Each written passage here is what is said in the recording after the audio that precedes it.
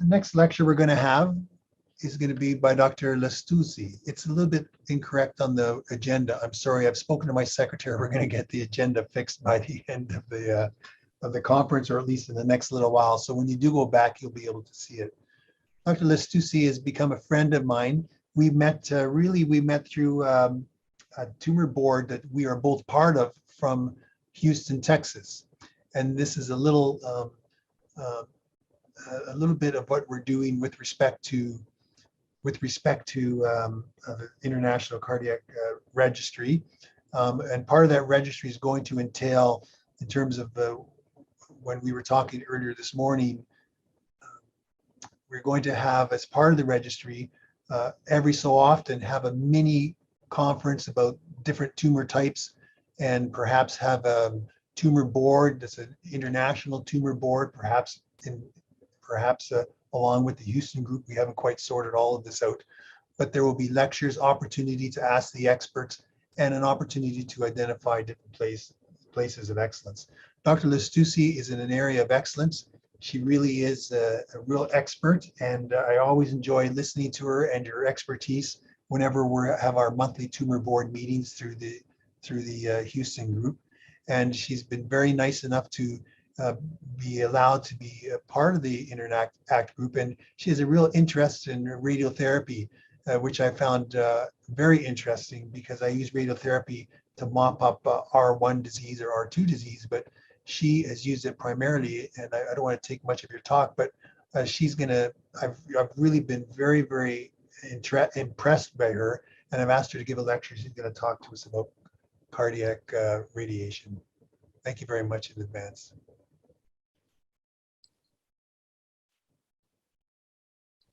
Oh, eso es. Okay.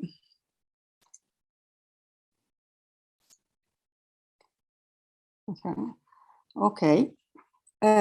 So thank you to Dr. Cusimano for organizing this really wonderful conference, and for inviting me to share my experience in cardiac tumors. I worked for many years in an oncologic hospital without cardiac surgery, but with a strong team of oncologists, it's a referral center for sarcomas, and a center with a renewed center for radiotherapy.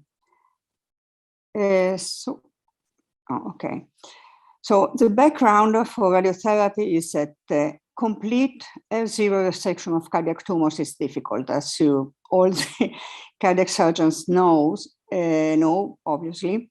It's most difficult in large masses and is sometimes impossible. And most of the malignant cardiac tumors are sarcomas. We know that radiotherapy is currently used for soft tissue sarcoma in other sites, both in the palliative setting, in the adjuvant setting, and also in the neoadjuvant setting. So there is a rationale to employ radiotherapy for some cardiac tumors, so at least for those who are radiosensitive. However, the experience is limited so far. In a historical retrospective analysis of the Cleveland Clinic about 42 primary sarcomas, some of them were treated with radiotherapy associated to surgery and chemotherapy, to surgery, to chemotherapy, and one patient had only radiotherapy. Those with a triple treatment had an expected median survival much longer than the others. So there is some advantage in adding radiotherapy and chemotherapy surgery. In the French sarcoma group retrospective study, who Dr. Cusimano has shown this morning, they analyzed the effectiveness of different treatments. And radiotherapy increased both the overall survival and the progression-free survival. So there is a possibility to improve the results of surgery. In this more recent analysis of a very large group of patients with cardiac sarcomas, radiotherapy was used both associated to surgery, to chemotherapy and surgery, or also alone or with chemotherapy in non-surgical patients. And as this is a slide as Dr. Cusimano has already shown this morning, you see that adding any therapy, chemo or radiotherapy, to surgery improves the survival significantly, or at least for the first 2 years. In this study, however, there was no differentiation between the role of chemotherapy or of radiotherapy. The problem why the radiotherapy is scarcely used, is rarely used in cardiac tumors, is that the fear of risk of radiation-induced heart disease. Radiations induced immediately within minutes and hours and the first days activate the clotting cascade and stimulate an acute inflammation. And this effect of inflammation continues over weeks, months, and years through chronic inflammation, fibroblast accumulation. So in the short term, we can have pericarditis, arrhythmias, thrombosis, and also myocardial dysfunctions, mostly if anthracycline chemotherapy is associated. And we have also the long-term effects. They are mostly myocardial dysfunction. Also in this case, is higher risk with anthracycline of coronary artery disease, valvular heart disease, and arrhythmias. What we know about the risk, cardiac risk by radiation is mostly derived from the studies on the long-term survival of patients treated with for Hodgkin's disease or other intrathoracic tumors. And we see that the risk of heart failure may be very relevant if the radiation burst is high and if anthracyclines are associated. However, you can see that the risk starts to increase after 5 years and becomes significant after 10 to 15 years. Also for the other cardiac problems, we see that any cardiac diagnosis is increased on the long-term follow-up. You can have coronary artery disease, arrhythmias, or other cardiac diseases. But also in this case, the risk is very low in the first 5 years, and increase thereafter, and increase sharply after 10, 15 years. Also in our experience, the median interval between radiation therapy and significant heart disease, radiation-induced heart disease, is 15 years. That is beyond the median survival of cardiac tumors, cardiac sarcomas. So we have to accept that we can think to accept a higher risk on the short term and think to the long-term risk only later on. The challenge of radiotherapy of cardiac tumors is to deliver a curative dose sparing the neighboring structures and to have a moving target. This is the only organ that is always moving. It's not possible to stop it. So we have to use a radiotherapy technique which is able to concentrate the maximum radiation on the target, that is a tumor, and the less radiation on the surrounding structures. Proton beam therapy and carbon ion therapy are very precise in their target, so are ideally the best treatments. However, they are available in only a few centers. In Italy, we have one center only able to do this. More widely available are stereotactic radiotherapy, which has actually been used for cardiac tumors with a total dose of 15-25 grays given in 3 to 5 sections, or intensity modulated radiotherapy, which we illustrated later this afternoon by Dr. Navaria.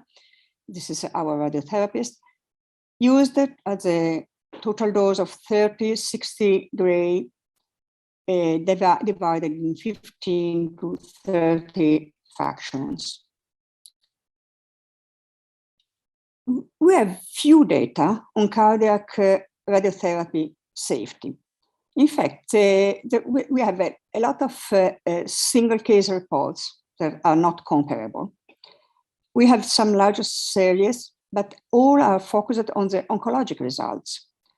And they usually didn't do a systematic assessment of the adverse effects and a systematic cardiologic follow-up. So in the series of Takenaka, the sarcoma metastasis, they showed that the median survival with radiotherapy was increased by 7 months, but they don't say anything about the adverse effects. In the French sarcoma group, only on cardiac sarcomas, also the adverse effects on the heart are not reported. In this series of NAWA on primary cardiac sarcomas, 15 cases out of 42 primary cardiac sarcomas treated by radiotherapy, but there is no mention about the adverse effects. There is a paper on 10 cases of cardiac metastasis by sarcomas, carcinomas, and lymphoma, but they just say they were limited adverse effects. And also in the series of Hendrickson, this is the largest one, there are no mention to the adverse effect on the heart. Besides the tumors, radiotherapy may be used in a particular field of cardiology, that is the ventricular arrhythmias generated from cardiomyopathy or ischemic heart disease, which are usually treated with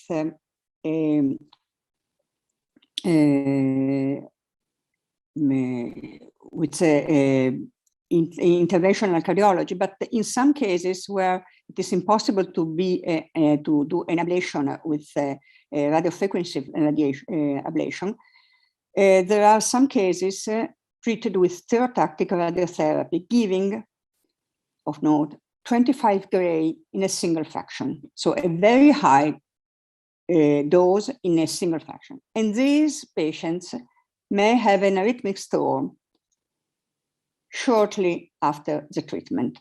So the ventricular arrhythmias increase in quantity, in numbers, because there is the acute inflammation, which exacerbates the arrhythmic focus.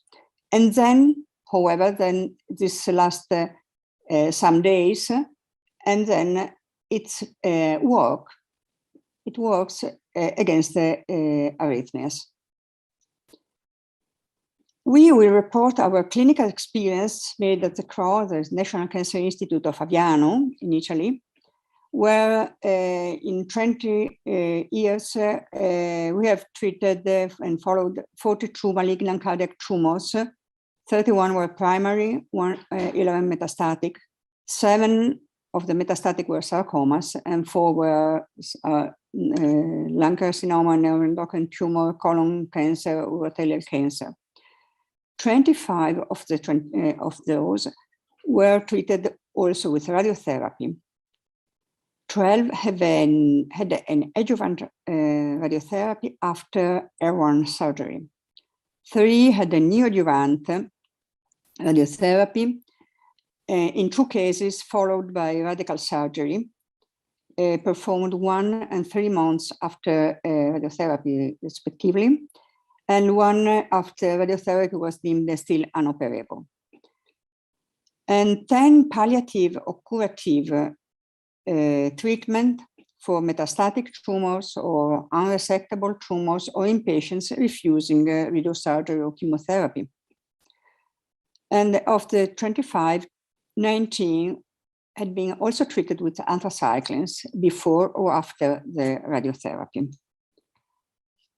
Our routine cardiologic surveillance included, before radiotherapy, an echocardiogram, a careful echocardiogram to assess the cardiac function, including the careful study of the valvular and venous and arterial flows, assess the tumor burden, and assess the excursion of the tumor and of the cardiac structures through the cardiac cycle.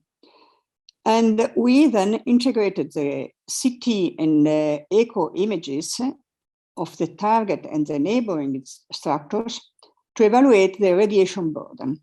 So the radiotherapists work with a still image,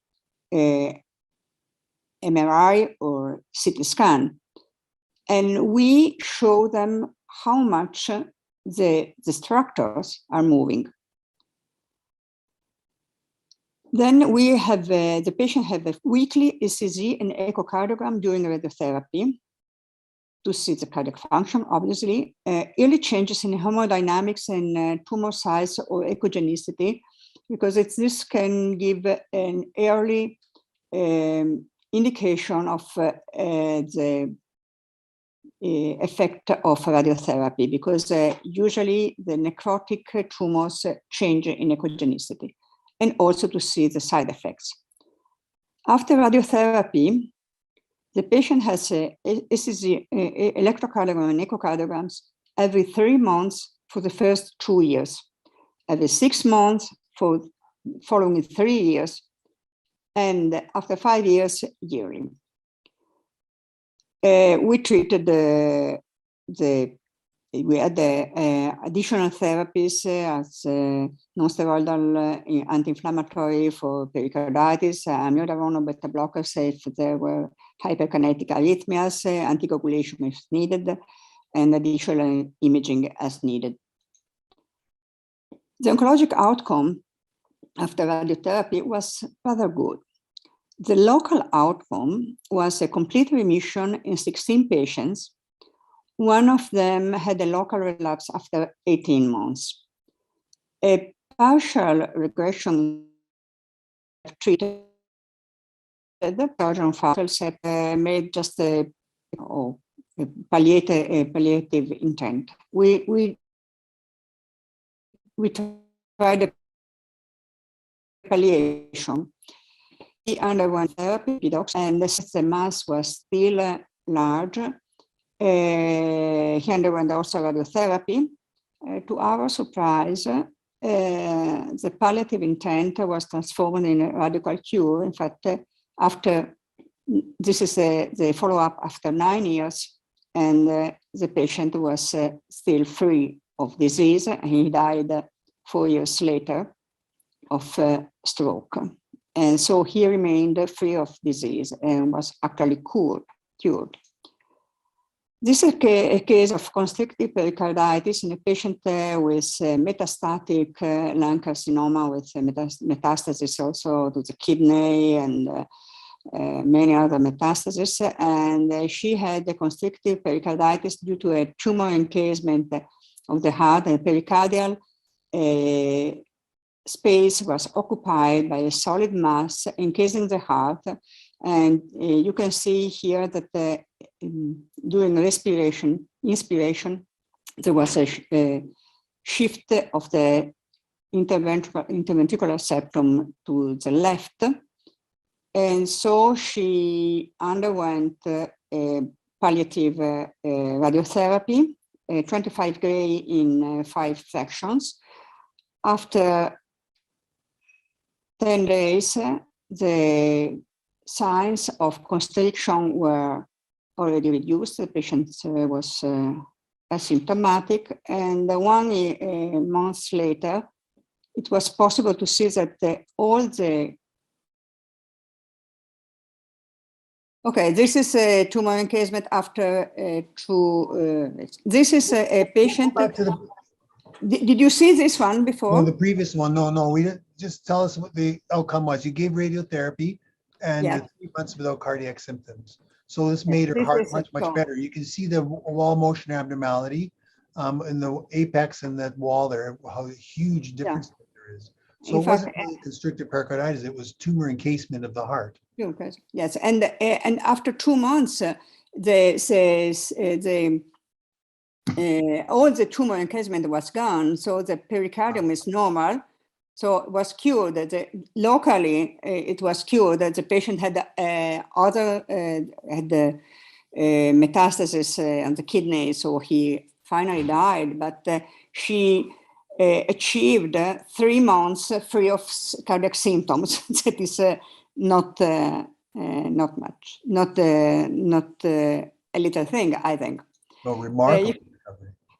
If you can show the next slide. So this was a patient with synovialsarcoma, relapsed after surgery, several lines of chemotherapy, and who had a horseshoe mass encasing the heart, compressing mostly the atrium. The mass was had a thickness up to 8 centimeters. He was very symptomatic, had also a superior vena cava thrombosis. And he received, obviously, heparin, but also radiotherapy. And after 2 months, the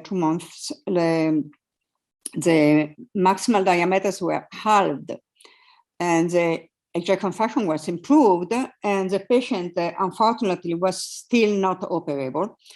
So this neoadjuvant therapy was shifted to palliative therapy, but the patient felt very well for 10 months and died 1 year later, but achieving 10 months of free of symptoms.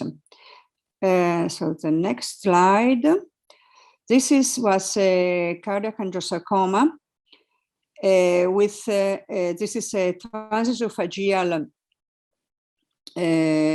echo, the bicaval section.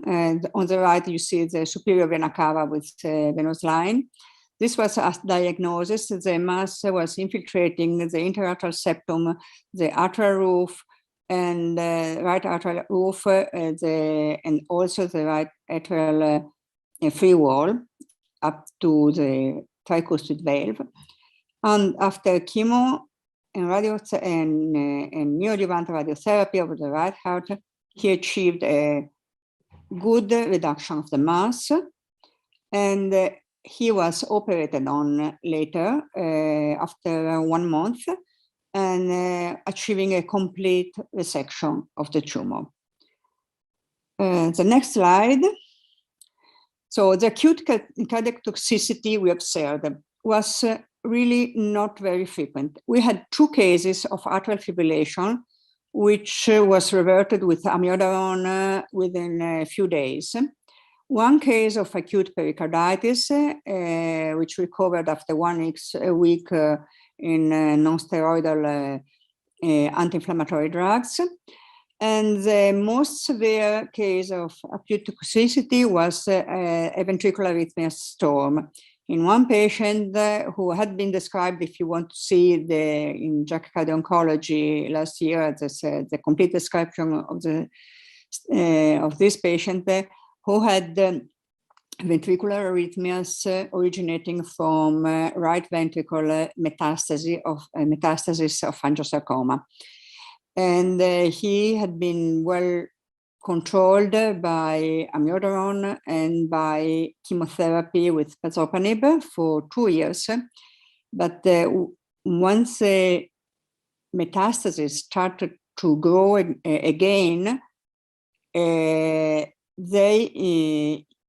arrhythmias increased in spite of increasing dose of amiodarone, and also the couplets and complex arrhythmias were increasing, and he was not responding anymore to pazopanib after 7 lines of chemotherapy. So there was no other choice to treat him, who had also distant metastasis, so was not suitable for cardiac transplantation or cardiac surgery. So he was treated with radiotherapy, stereotactic radiotherapy, for 5 days, and she had actually an arrhythmic storm with a sharp increase of ventricular arrhythmias. But he was treated with steroids, infusion, high dose amiodarone infusion, magnesium, and after a few days, the arrhythmias decreased in number, and the amiodarone was also decreased, and he remained stable for 3 more months, with the arrhythmias well controlled by a standard dose of amiodarone. Next slide. What is more important is the analysis of the left ventricular function on the long term. In this slide, I report the ejection fraction before the blue columns, at the end of radiotherapy, light green columns, and the last follow-up, red columns. The follow-up was from 2 months to 131 months. So many patients had a rather long follow-up, above 4 years of follow-up. And these are the patients treated with radiotherapy limited to the left side of the heart. And all but the first one didn't have any reduction at the last follow-up in left ventricular function. This was the very first one I showed you, who had a long follow-up, who received a high dose anthracyclines, radiotherapy, including the left ventricle. And anyway, he still had the ejection fraction above 50% at the last follow-up. The other had all ejection fraction around 60% or more. On the right side, there are the same evaluations of the left ventricular function for in addition, in dark green, the right ventricular function as measured as shortening fraction, percentage for shortening fraction of the right ventricle at the last follow-up. Also, in this case, we have some very short follow-up, but also some follow-ups over the 4 years. And also in this case, we had at the last follow-up, the left ventricular and right ventricular function were within the normal limits. So we didn't have any significant ventricular dysfunction at the long-term, medium and long-term follow-up. And we didn't have any problem with the valves, even with a patient treated with radiotherapy involving the mitral or tricuspid annulus. So this is a good, I think it is, we are more convinced now that radiotherapy may be done and is also safe, at least on the medium term. The next slides. So in conclusion, I think that radiotherapy may be used to treat cardiac tumors in the palliative setting, obviously, because we don't care in the palliative setting about the long-term adverse effects, and may be very useful in large unresectable tumors and tumors with a hemodynamic impairment or responsive to chemotherapy. It may be used in an adjuvant setting, even if we have, after airborne resection, we have used it on the personal basis. So we use it, for instance, after airborne resection with a small basis of the original tumor to reduce the need of high doses of chemotherapy in an adjuvant setting. Usually we made, in most of cases, the radiotherapy was used after some cycle of chemotherapy, adjuvant chemotherapy. And in the neoadjuvant setting, it also can be used. We use it very rarely because we were afraid of the problems that the surgeon might have encountered on an irradiated heart. But in the two cases we have sent to the cardiac surgery, the surgeon didn't have any additional problem. And may be used also with curative intent together with chemotherapy in some selected cases. Proton therapy is theoretically the safest approach, or carbon therapy, but it's not so available in a center. Intensity modulated radiotherapy, planned with the help of echocardiography and with strict follow-up, is also feasible and safe at the medium and long-term follow-up. And the radiotherapy included in a multimodality approach to cardiac sarcomas may help in achieving a complete remission and prolong the overall progression-free survival by several months, possibly 1 year, even more. Next slides. And last slides. And maybe 1 year of life, one more year of life or two may seem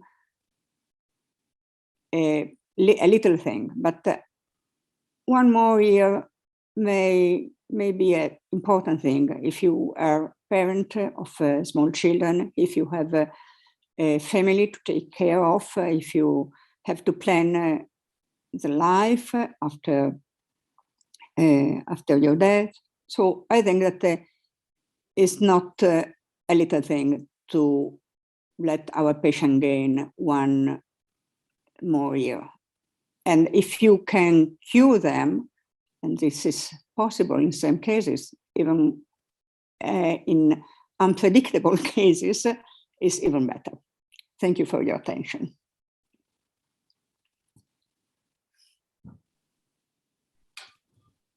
Well, even though we had some problems at the from an internet point of view, I think that was a great lecture. I loved it.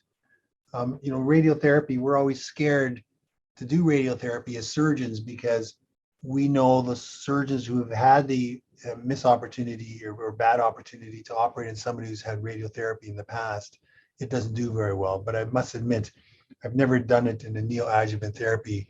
I perform only cardiac surgery, even though I'm a cardiothoracic and vascular surgical trained.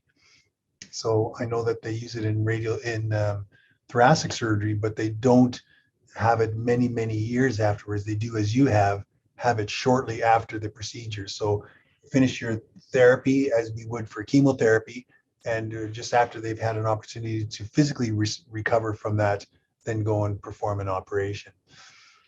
You have people all the way out to 10 years and 126 months, I thought I saw. So that's a great long-term outcome. Were those people the R1, in other words, peripheral cardiac irradiation, or are they total cardiac irradiation. In other words, you do a lot of radiotherapy for residual disease.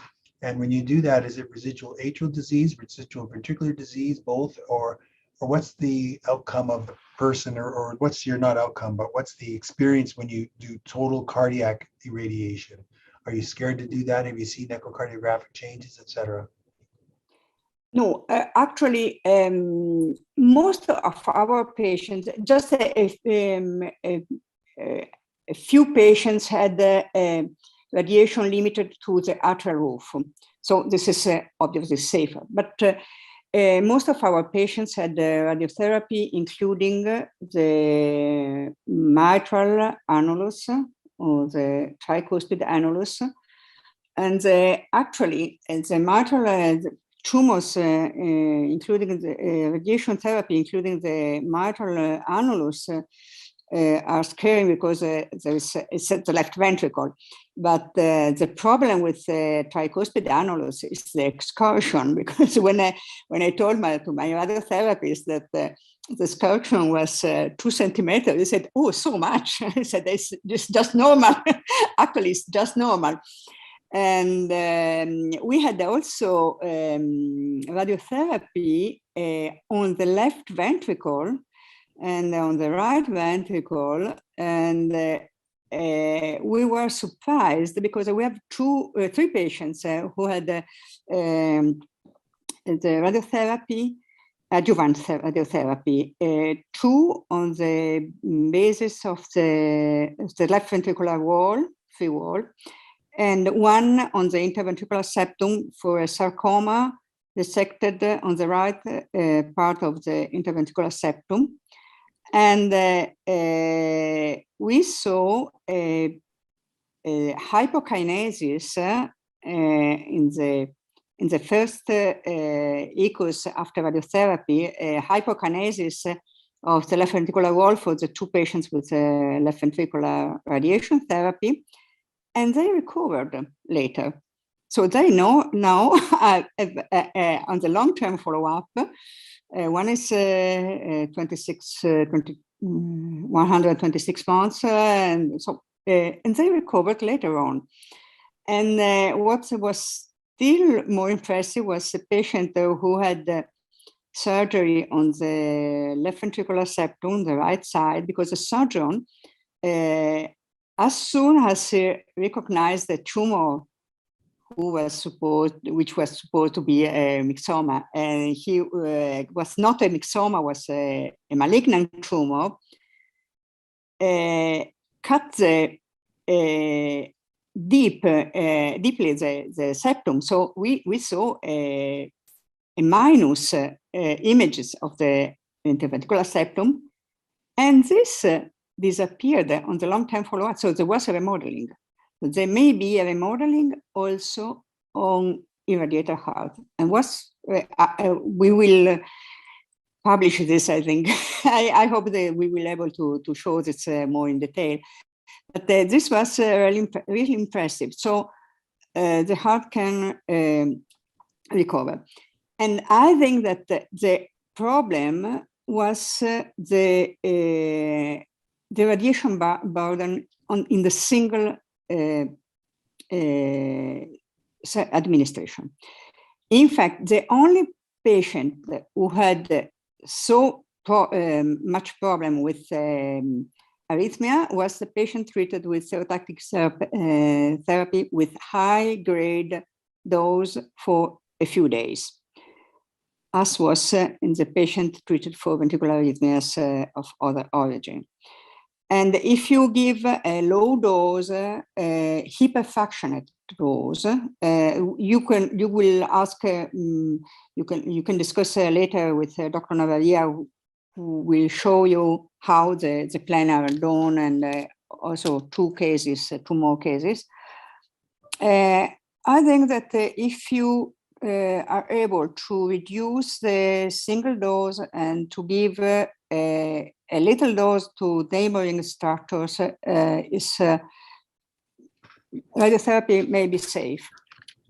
This is important in the adjuvant setting, obviously, because in the palliative setting, it's not so important. You say, okay, we tried to do something. Our first patient was, this is the possibility. There are no other possibilities. So the patient is dead. Otherwise, the patient is dead. But in the adjuvant setting, this is important. But we feel more comfortable in planning radiotherapy. When you saw the change in the cardiac function, which, as you said, was temporary, how long after the radiotherapy started or completed did you notice it, and how long did it take for it to get better? Yes, we saw, so the radiotherapy, usually the standard radiotherapy is lasting 1 month, so 4 weeks, and we have we saw a reduction of immediately after radiotherapy, and it recovered after 1 year, I think. So it was was a remodeling, I think. And how bad did the heart get? Like heart failure type of decrease in ventricular function? No. The only patient who had some problems of heart failure was the first one, who actually had a very high dose of anthracyclines. He was treated 20 years ago.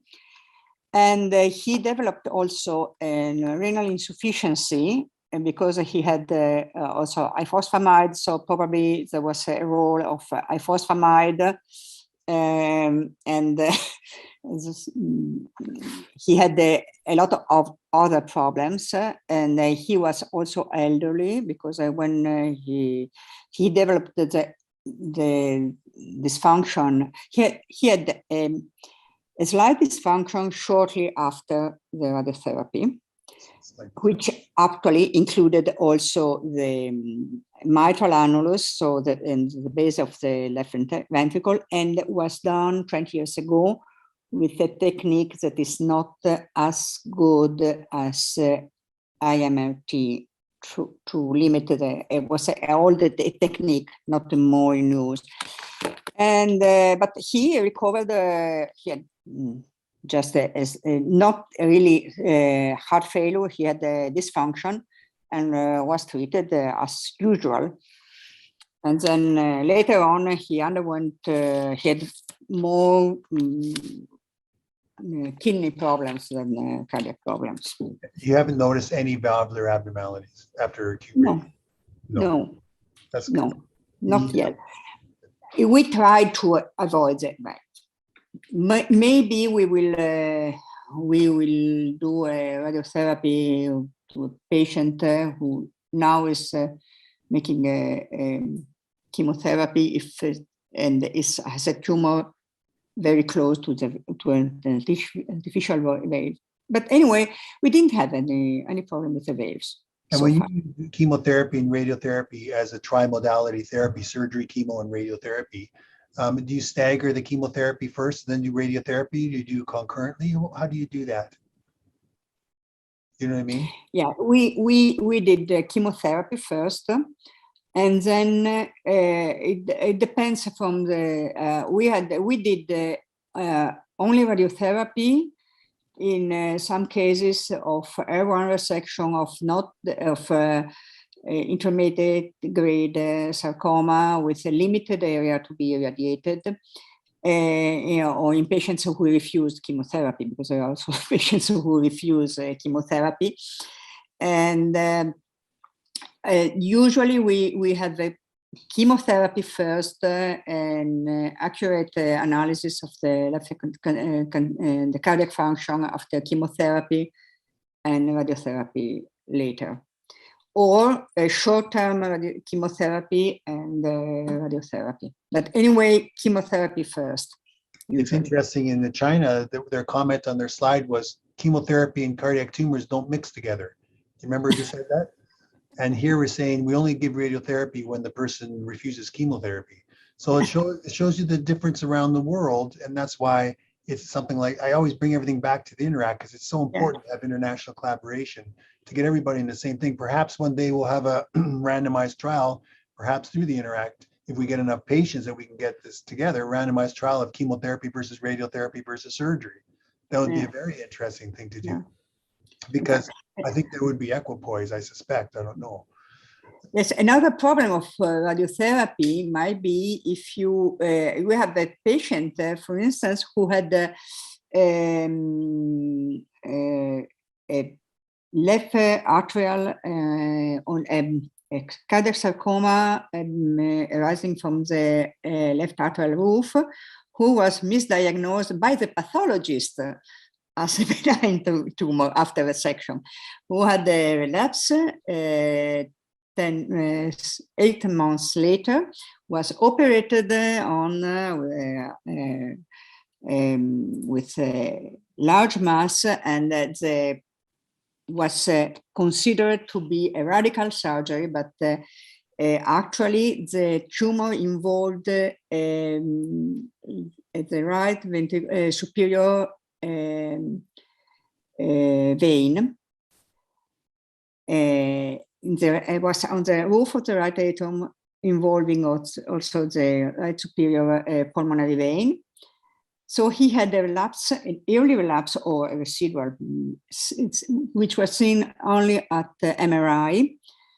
And in that case, we irradiated also the vein. And I've seen him 2 weeks ago after 7 years. And the flow in the pulmonary vein is very good, it's normal. And this was also something that I was worrying me, because I said, okay, you irradiated a pulmonary vein, what will happen? And actually, it's in complete remission, and this is the reason why we study not only the cardiac function, but everything, also the valves and the flows.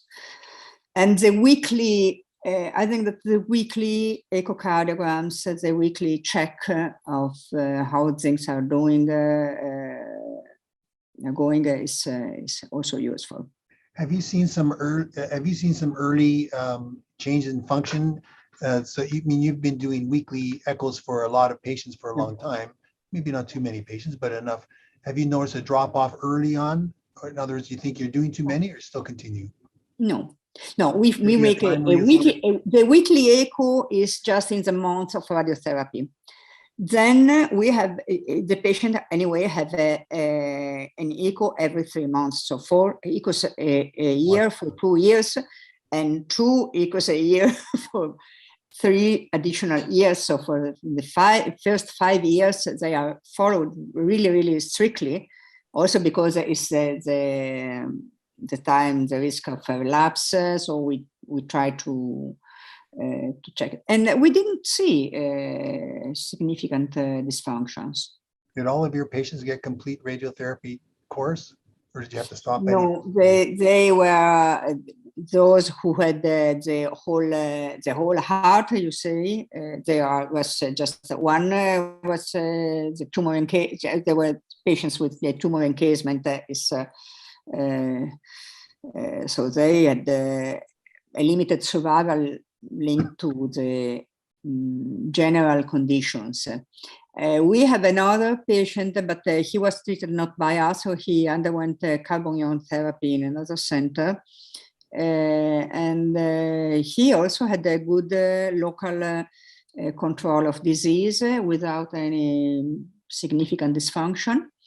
And we have 5 years of follow-up, but unfortunately he had systemic metastasis. So I think that radiotherapy may be good if you have a small tumor.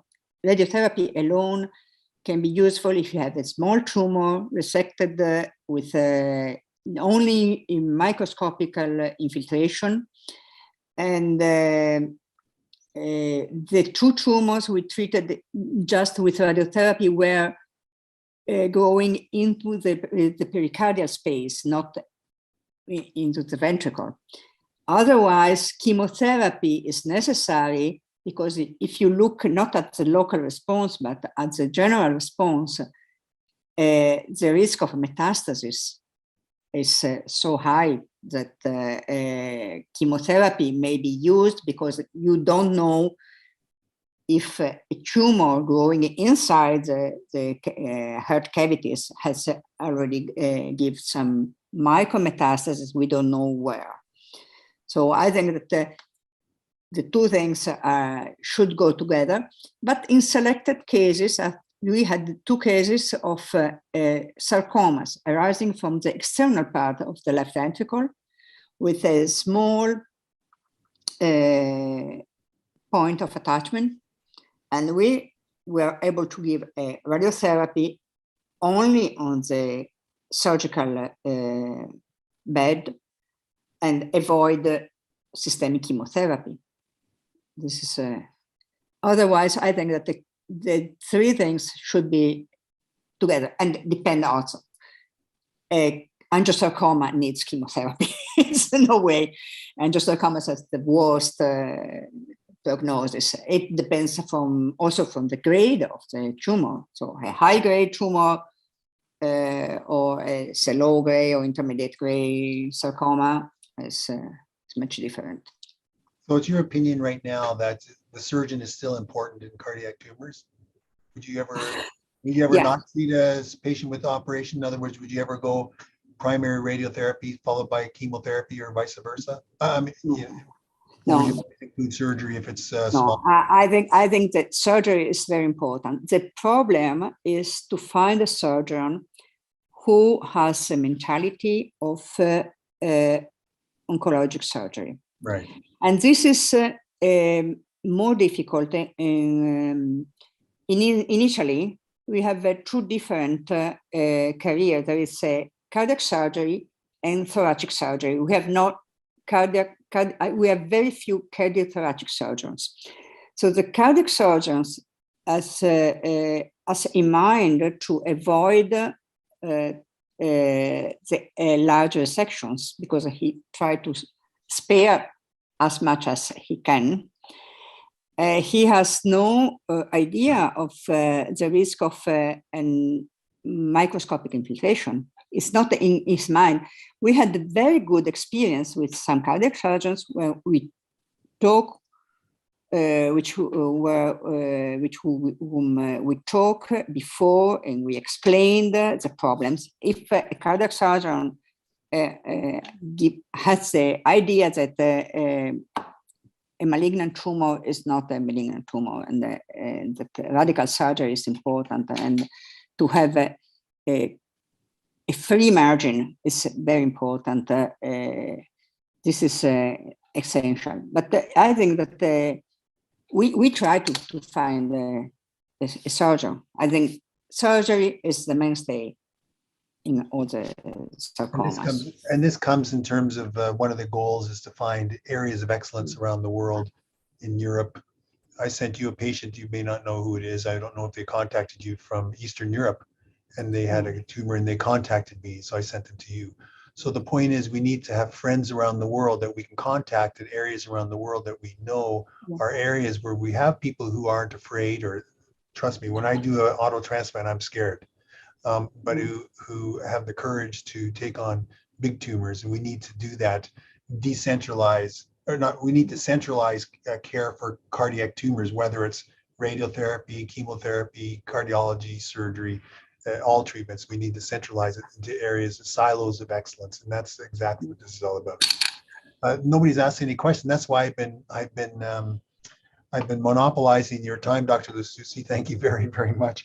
I could ask you questions for a lot longer, but we're cutting into the lunchtime, and perhaps for the conference that Dr. Navadia is going to speak, I'll ask some of my questions there. I'm particularly interested in terms of the complete versus partial response, how much of a complete response you get. The echo you showed was very, very remarkable, that there truly was complete response. And the partial response, I'd be curious to know about that, but perhaps we'll leave that for afterwards and you can discuss that as well.